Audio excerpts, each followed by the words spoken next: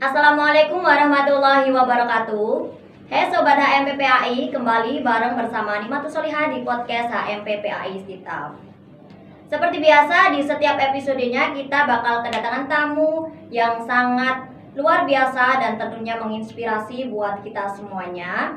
Hari ini kita kedatangan salah satu bintang tamu dari mahasiswa jurusan Pendidikan Agama Islam di Sekolah Tinggi Ilmu Tarbiyah Al-Fattah, yang kebetulan saat ini kita tahu lagi trending topik di kampus kita, kampus tercinta kita, Sekolah Tinggi Ilmu Tarbiyah Al-Fattah. Tapi sebelum itu saya mengingatkan untuk kalian jaga kesehatan dan selalu patuhi protokol untuk menerapkan 6M. By the way, bintang tamu kita kali ini merupakan mahasiswa juara karate Piala Kapolres di Lamongan pada tahun 2021. Langsung saja kita sapa. Halo Mbak Alimah. Halo. Apa kabar? Baik. Alhamdulillah sehat. Sehat. Alhamdulillah sehat. Langsung saja kita sudah mempunyai berbagai pertanyaan, banyak banget dari seluruh mahasiswa, terutama yang dimana sampean lagi trending topik di kampus kita ternama ini atau tercinta ini. Langsung saja saya bacakan pertanyaan-pertanyaan, nanti Mbak Alimah menjawab dan juga teman-teman bisa menyaksikan. Oke Mbak Alimah? Oke. Siap? Siap. Langsung dimulai.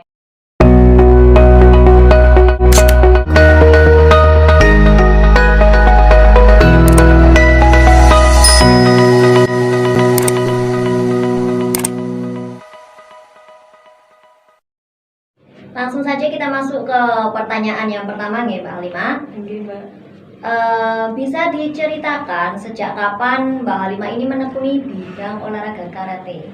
Saya menekuni bidang karate ini sejak tahun 2018. Oh, jadi baru saja nih. Iya. Jadi teman-teman, Mbak Halimah ini baru menekuni di tahun 2018. Nih, langsung untuk 2018 sampai sekarang jadi berapa tahun kira-kira? 18, 19, 20, 21, 4 tahun ya Mbak. Sudah 4 tahun sudah menekuni. Jadi tidak heran kalau menjadi juara ya. Nah, untuk masuk ke pertanyaan kedua atau pertanyaan selanjutnya ya Mbak. Di sini itu dari mahasiswa ada yang bertanya seperti ini. Kalau boleh tahu, latihannya itu berapa kali dalam seminggu atau berapa lama latihannya itu? Apakah nggak mengganggu perkuliahan, di mana kuliah di Istitab ini kan kesannya efektif gitu. Nah, bahwasanya kita tahu semuanya kan Mbak Halimah ini aktif juga di organisasi dalam kampus, UKM di kampus itu. Nah, gimana Mbak Halimah? Untuk latihannya, Nggih. ini kan tidak terjadwal. Nggih. Jadi kita mengadakan latihan itu ketika kita akan mengikuti kejuaraan saja. Untuk latihannya kan ini tidak terjadwal. Nggih. Iya. Setahu saya ini ya, saya latihan itu selama 3 periode. Kan saya 3 kali mengikuti kejuaraan karate. Yang pertama yaitu di tahun 2018. Nggih, Mas. Itu latihannya sekitar 1 bulan. Dan yang periode kedua ini persiapan Kejurkap Lamongan tahun 2021 bulan 11 kemarin. Bulan 11. Dan untuk yang terakhir ini persiapan Piala Kapolres Lamongan, itu malah latihannya cuma 1 hari, Mbak. Masya Allah. Jadi untuk yang juara yang baru-baru ini yang menjadi trending topik di kampus kita itu latihannya hanya sehari saja. Iya. Nah, itu kalau boleh tahu, mungkin teman-teman juga penasaran, latihannya itu di mana Mbak tempatnya? Latihannya itu ya berbeda-beda, Nggih. tergantung kondisi ya. Nggih. Kadang di Desa Bulu Tengger Nggih. dan juga di MWC sekarang. Oh gitu. Dan ya gitu ya teman-teman. Kita lanjut ke pertanyaan selanjutnya ya Mbak Halimah. Ya. Pertanyaan selanjutnya ini, apa dan siapa yang memotivasi seorang Halimah untuk terjun di bidang karate? Apakah Mbak Halimah mempunyai motivasi atau inspirasi sehingga Mbak Halimah langsung terjun ke bidang karate tersebut?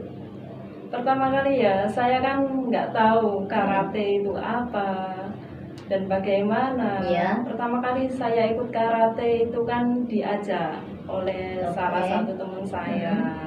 Terus ya saya coba aja, siapa tahu kan Cocok gitu. cocok iya. Oke, masuk. Dan ternyata cocok juga. Untuk inspirasi ya, saya itu mengidolakan Mbak Cheiko Gergoria, itu Nggih. kan atlet Nggih, Indonesia. atlet Indonesia, Cheiko Gergoria. Juga untuk yang laki-laki itu Mas Rifki Ardiansyah Ar-Rasyid. Nggih, terima kasih Mbak Halimah. Jadi pertama-tama itu uji coba dan akhirnya cocok, lanjut gitu nggih. Jadi gitu teman-teman. Oke, kita lanjut ke pertanyaan selanjutnya ya Mbak Halimah. Di sini Iya. sudah masuk pertanyaan lagi.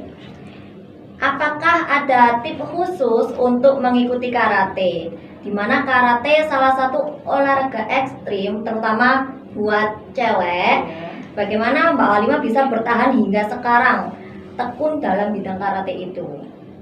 Tipsnya yaitu kita itu harus berlatih dengan Oke, giat, berlatih dengan giat. tekun, Mm-mm. itu yang paling utama, dan jangan menyerah. Mm. Udah itu aja. Oh gitu. Jadi kalau kan ini di sini ada olahraga ekstrim buat Iya. cewek gitu. Kesannya kan di situ garis bawahnya Mbak Halimah. Oke, lanjut ke pertanyaan selanjutnya ya Mbak. Apakah pernah Mbak Halimah menyerah atau kasarannya pesimis selama menekuni bidang karate ini? Kalau ada, bagaimana Samian mengatasi hal tersebut? Pernahkah terlintas sebentar gitu? Iya, saya kemarin pas Kejurkap Lamongan tahun 2021 kan kalah. Iya. Nah itu saya sempat ngedown yang benar-benar down banget gitu. Iya. Terus kan banyak teman-teman yang masih ngasih semangat. Jadinya support saya Oke. Dan di situ kan Bantu. tentu pasti teman dekat atau sahabat yang Iya. mensupport. Nah, di sini mungkin dari kadang kan support system kalau kita tidak ada untuk semangat lagi kan bisa tidak berpengaruh. Nah, itu gimana cara Mbak Halimah tetap menerapkan tekun dalam karate untuk diri sampean sendiri biar tidak atau apa yang bahasanya? Biar tetap optimis, tidak pesimis lagi untuk diri sampean sendiri. Sampean tekankan gimana, tegaskan gimana gitu. ya saya kan beberapa kali ikut kejuaraan ya. Nggih. Dan menang juga. Hmm. Jadinya saya kan pengen dapat medali. Oh gitu. Jadinya saya giat lagi untuk belajar. Oke, jadi pantang menyerah ya Pak. Iya. Karena mimpi itu kita yakin pasti akan terwujud suatu hari. Lanjut ke pertanyaan yang sudah masuk ini Mbak. Kita lanjut ke pertanyaan selanjutnya ya Mbak Halimah. Yang kita ketahui kan Mbak Halimah itu kan ikut pencak silat lain. Iya. Terus kok bisa gitu loh ikut lomba terutama olimpiade di karate. Lah apakah sama antara karate dan pencak silat itu? Monggo bisa dijelaskan mungkin. Ya pastinya kan beda. Mm-mm. Kalau pencak silat ini kan budaya asli Indonesia, Mm-mm. sedangkan karate itu kan berasal dari Jepang. Nggih. Jadi beda nggih. Mungkin Beda. Dalam segi tekniknya juga beda. Kalau pencak silat kan menonjolkan ke power, kalau karate itu tentang bagaimana cara kita bisa mengontrol. Oh, jadi gitu teman-teman perbedaannya antara pencak silat dan karate. Kebetulan Mbak Halimah ini meskipun seorang cewek tapi juga menekuni di pencak silat dan juga karate.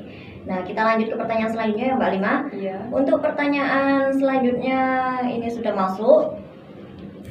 Gini, kenapa sih Mbak Halimah mempunyai keinginan untuk belajar karate? Apakah ada alasan tertentu sehingga Mbak Halimah ingin belajar karate? Ya, keinginan saya Mm-mm. ya pengen bisa bela diri lain. Mm-mm. Kan saya kan juga ikut pencak silat. Nggih. Jadinya pengen nyabang lah, Oh, explore gitu Iya. intinya. Oh, pengen gitu. tahu bela diri yang lain itu bagaimana. Oh gitu. Jadi dari rasa penasaran kemudian Mbak Alima mengeksplor dari pencak silat. Terus Mbak Alima itu penasaran ke bidang lain, terutama Iya. bidang karate itu tadi. Oke Mbak Alima, lanjut ke pertanyaan selanjutnya. Ini sudah masuk pertanyaannya. Ini menarik sekali. Kalau boleh tahu di mana Mbak Alima belajar karate? Apakah belajar dari rumah sendiri, mungkin dilatih oleh ayah atau kerabat terdekat, atau ada pelatih yang melatih gitu? Ya, saya belajar karate ini jelas ada yang melatih ya, bukan otodidak. Nggih. Ya, yang melatih itu ya pelatih saya yang dari Bulu, Oh itu yang di pencak silat apa yang? yang karate. Oh jadi dua hal berbeda itu pelatihnya juga berbeda juga. Iya, Oh gitu. beda. Jadi dari Mulu, kemudian mungkin bisa disapa di sini namanya Mbak pelatihnya. Halo Sinbe. Oke, halo Mas Simbe. Oke, lanjut ya Mbak ke pertanyaan selanjutnya. Di sini pertanyaannya ini sangat menarik untuk dibahas. Nah, di sini pertanyaan selanjutnya itu gini Mbak. Mbak Alima kan cewek, sedangkan yang umum karate kan laki-laki. Terus apa atau suatu hal apa yang membuat Mbak Alima terjun atau memilih ikut kegiatan tersebut? Ya, pertama kan saya coba-coba ya. Ternyata karate itu menantang. Ya, Saya kan menantang. suka hal yang menantang. Masya Allah, oke. Dan untuk gerakannya juga unik. Ya, Unik. itu. Jadi itu. Nah mungkin di kalangan sekarang khususnya mungkin yang bertanya juga cewek. Saya juga cewek. Jadi juga pasti penasaran. Kan olahraga itu kan untuk cewek kesannya gimana gitu, Iya, tidak kan ekstrim. universal. Iya.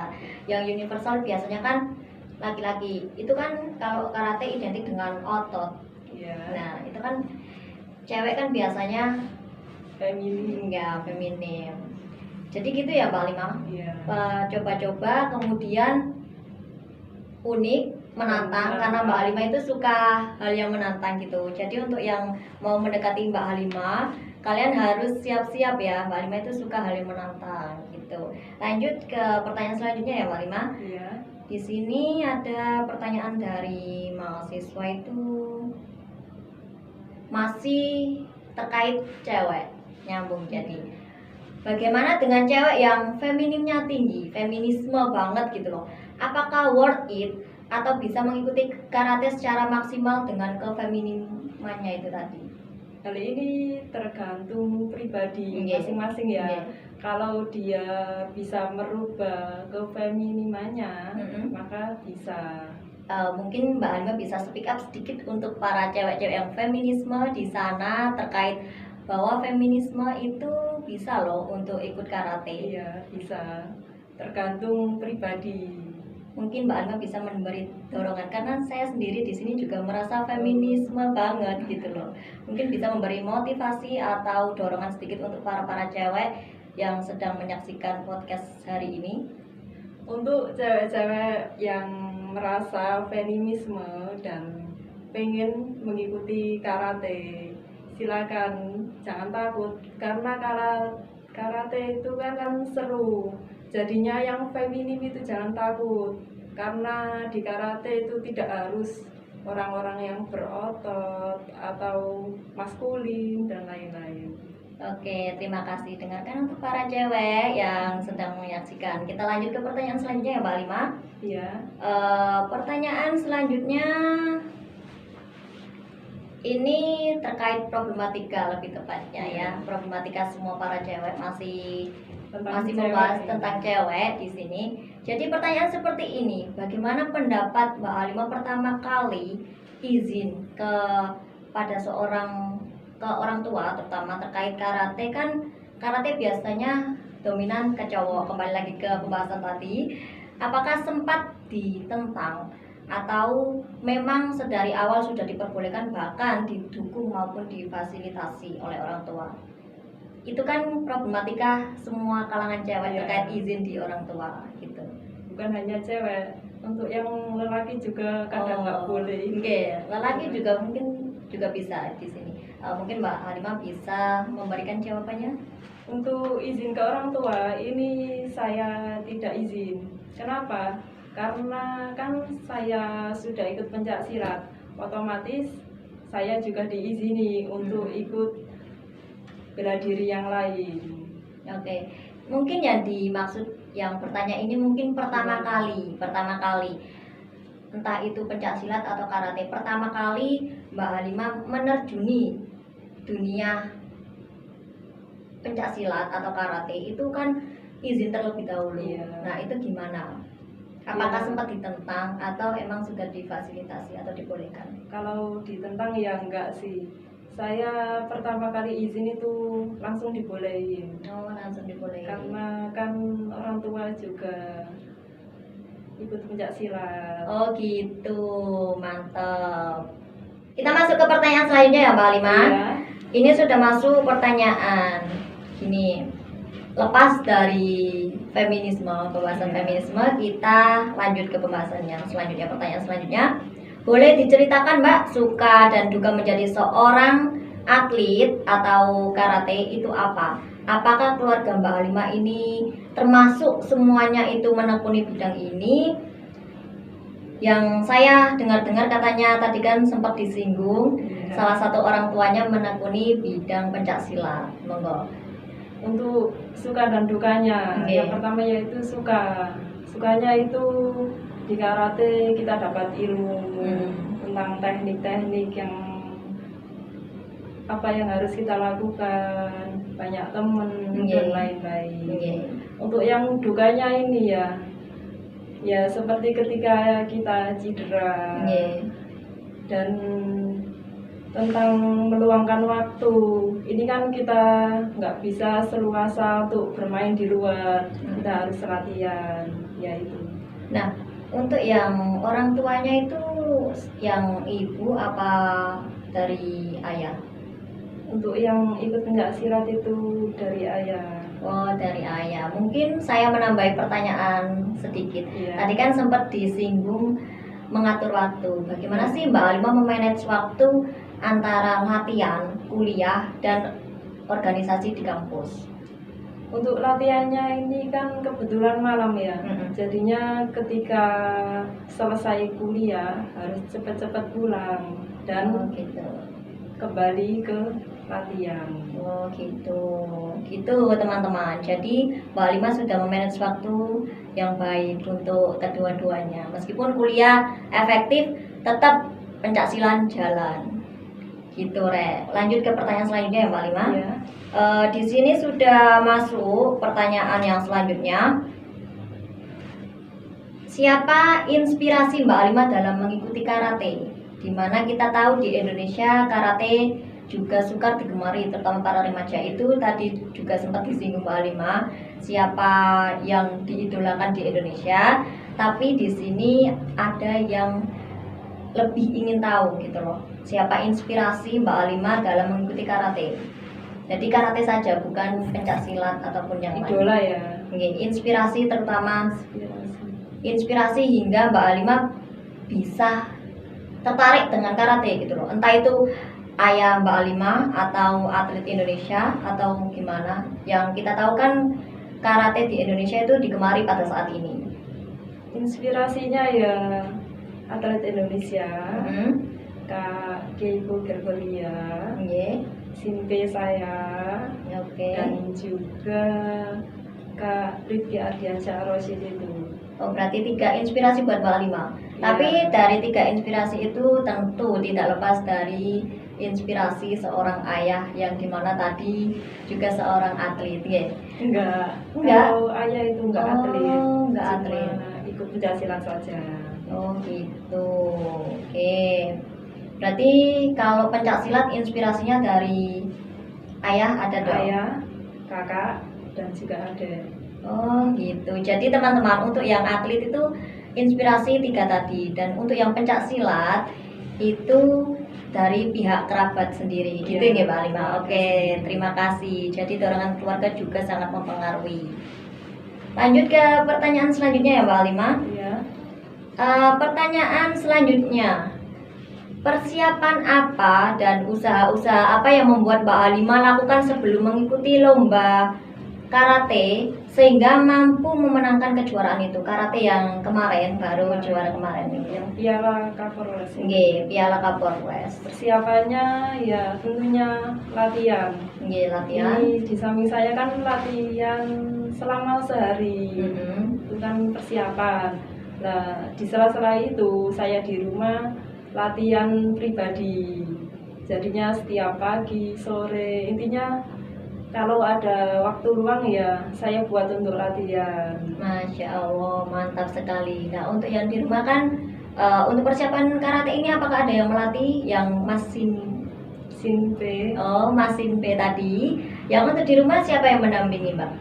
Kalau di rumah saya lihat referensi dari YouTube dan latihan sendiri. Oh gitu, jadi kalian semuanya manfaatkan sosial media yang ada ya.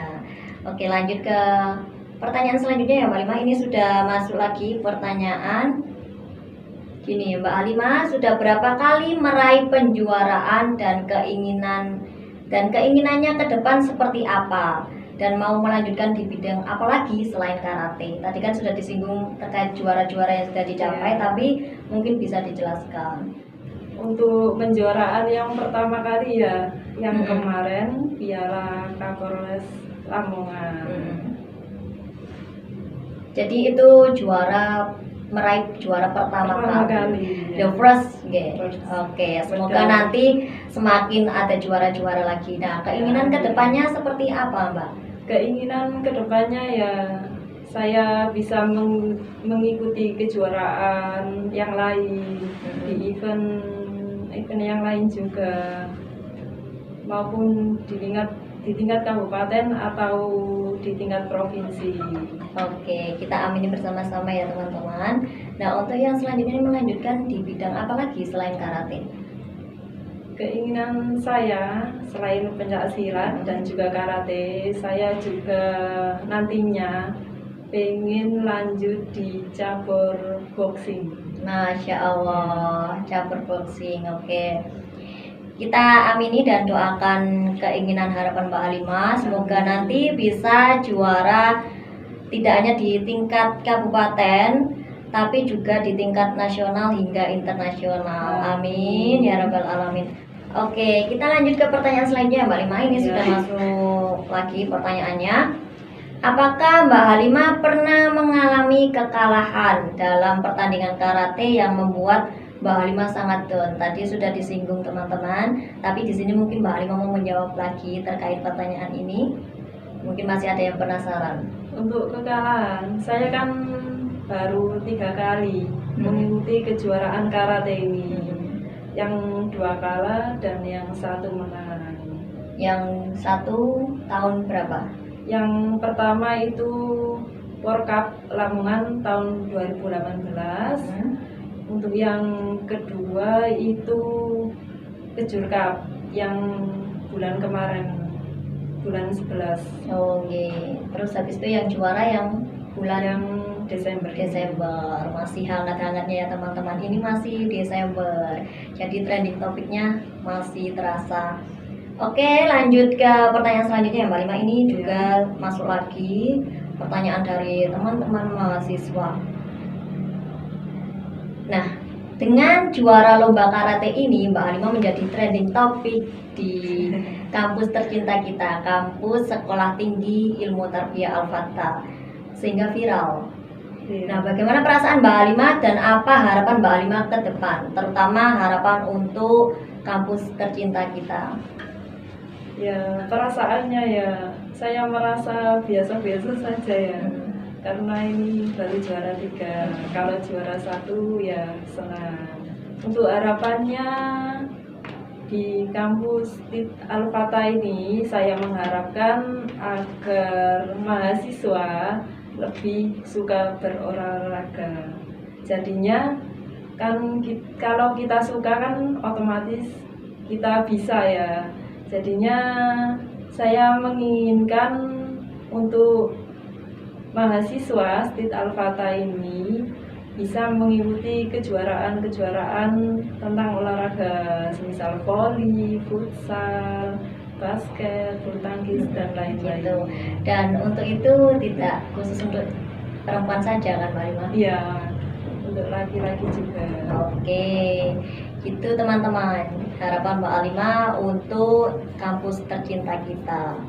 Kita lanjut ke pertanyaan selanjutnya ya Mbak. Iya. Ini sudah masuk pertanyaan lagi. Nah, ini mungkin pertanyaan penutup untuk kita. Iya. Pesan terakhir Mbak Alima sebagai juara di bidang karate untuk mahasiswa pendidikan agama Islam yang lainnya apa? Pesan untuk teman-teman yang jurusan pendidikan agama Islam, ini saya menginginkan agar teman-teman ini suka berolahraga. Jadinya bukan hal tentang agama saja yang menonjol, tetapi juga tentang olahraga. Karena kesehatan itu penting.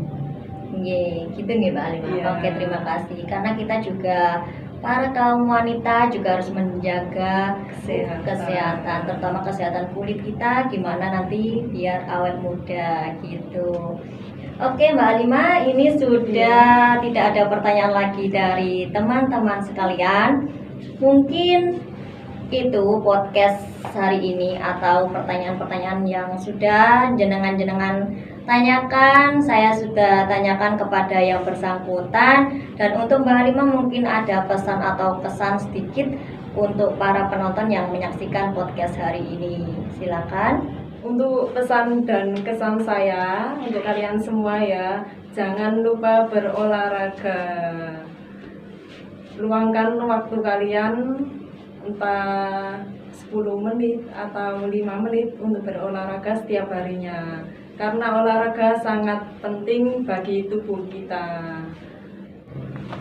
Untuk yang selanjutnya yaitu pesan untuk kampus saya menginginkan bahwa kampus memfasilitasi segala sesuatu yang berkaitan dengan sport, baik berupa peralatan, tempat, dan lain-lain, agar mahasiswa STITAF ini bisa berkembang, bisa mengupgrade dirinya untuk berolahraga yang lebih baik dan bisa mengikuti kejuaraan-kejuaraan. Udah itu saja. Udah.